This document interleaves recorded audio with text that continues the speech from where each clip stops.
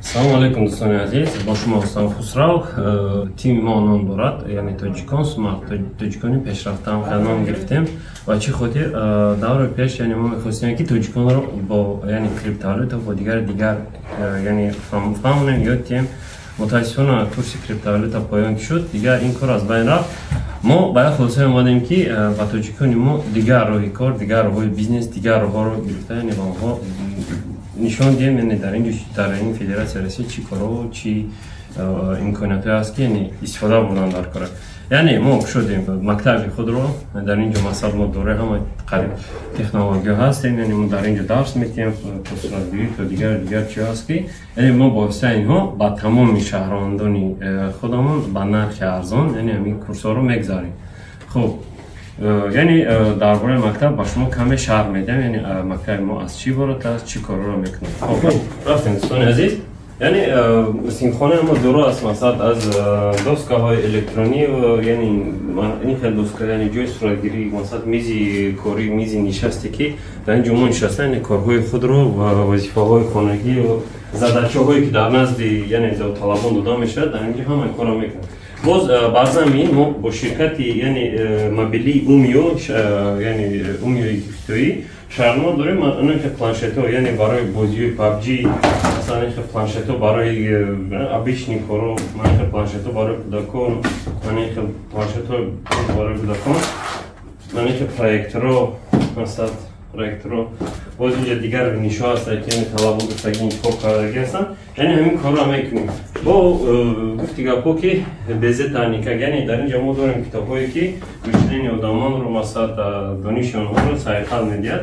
Яъне маркази китобхони мо ҳаминҷо ҷойгир аст, яъне метавонем ҳангоми омадан ва хӯрдан дар инҷо ҳамроҳи мо масалан дар инҷо истироҳат карда, масалан китоби худро, китоби навбиндаи худро, яъне китобе ки барои шумо наздик аст, маъқул аст, яъне гирифта хонда тамом карда дар инҷо боред. Хуб, чӣ хеле ки гуфтам, дар инҷо мо ҷои суратгирии хурдро дорем, ҷое ки масалан барои чӣ мегӯям старти яъне бизнес, старти кори шумо ҳамаи возможностиро дорем.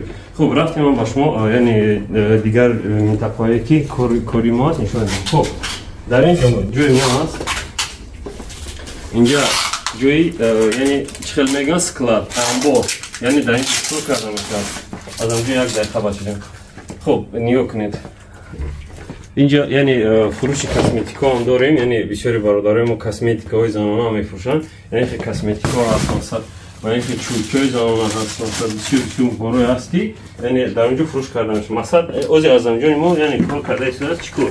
Яъне ҳамин маҳсулот дона фурӯхта мешавад. Яъне мо чӣ кор кардем барои осон кардани кори масалан чӣ мегӯям халқ, яъне се набори якҷоя мекунем, яъне мефурӯшем, яъне се чиз ман намедонам чӣ занаки, яъне ки ба гуфти ҳамин бародаро, яъне ҳамин занакода чӣ мегӯям ҳамарӯза кор мебиёд, аз ҳамин набор ихтироъ карда мефурӯшанд. Ин маҳсулотҳои дигар бошад, айхтои омадагӣ тақрибан як ҳафта пеш дар инҷо аллакай упаковка карда шуда, тайёр карда шуда мондан.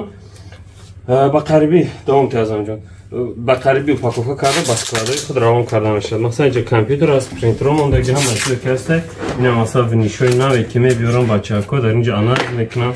Манехел ҳар як бародарои мо яъне барои фирмаи худаш пакети ки ҳар як чиз придумат кардагӣ, яъне корро пеш мебарам ба таври чӣ мегӯям, ба таври замонавӣ, яъне аз тараққӣ ба тафо намонем. Хуб, рафтем дигар нишон медиҳам, яъне инҷаша нишон медиҳам.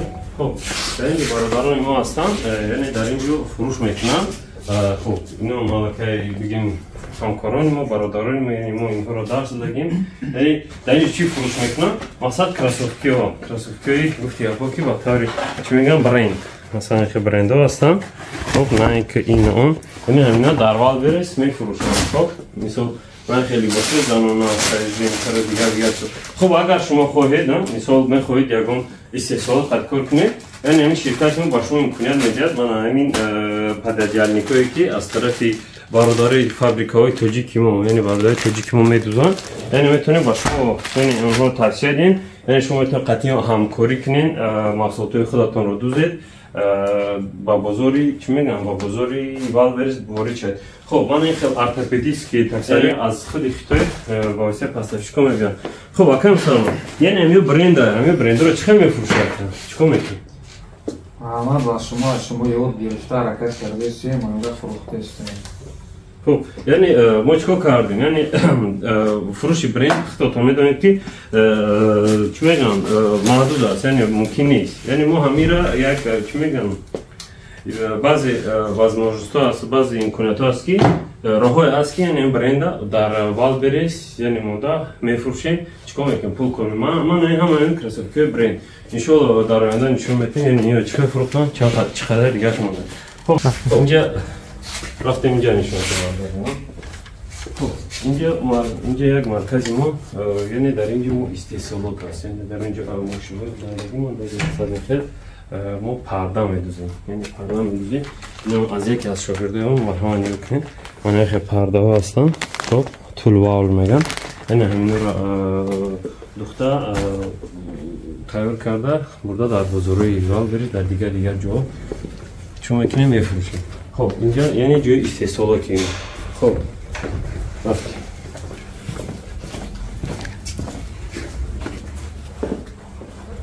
خب دوستان عزیز، مرکزی ما یعنی خیلی که دیدید یعنی ما نیمش نشان دادیم، یعنی با هستیجا برادرایی که دیگر کارها رو مشغول هستند، یعنی آنها علاقه 400 کوادرات جا گرفته در اونجا آینه میفروشند. هستن برادران که در اونجا یعنی جا گرفتگی محصولاتایی برای اسپورتسمن‌ها میدوزند. باز هست دیگر بچه‌ای که همه استحصالات وای میکنن. یعنی درسی ما نه تنها والبریس است، یعنی در اینجا همین چی میگم مشلنی آدم را ایروی امکانات ایروی возможности که مقصد ما داریم، یعنی هم آدم را وادار میکنیم که یعنی قابلیتی اونها قانونی اونها یعنی همین چی میگم تفکر اونها بچه خودی راست. یعنی وقتی بچه‌ها میان میخونن درس همیشه برای والبریس میخونن، نه که یک مدت معین میگذرد علاقه میبینی و اوج علاقه فکر استحصالات دارن، فکر دیگر چیزا دارن. بچه خاطری که یعنی برادرای ما وقتی جامعه سودا میکردن نمیدونستن که خیلی возможности هست در فدراسیون روسیه، یعنی که امکاناتی که یعنی با او دودا میشه چیکار کردن رو یعنی ما چیکار میکنیم با آنها یاد میدیم میفهمونیم. خب دوستان عزیز، подписаться کردن فراموش نکنید، یعنی با همراه ما باشید. یعنی امیدوارم که چقدر از دست ما بیاد برای برادران تاجیک، برای هموطنان عزیز خودمون خدمت میکنیم و هر آنچه که ما میتونیم یاد داده با شما کمک میکنیم، یاد میدهیم. فقط با پیش خداوند هم شما نگهبان باشه.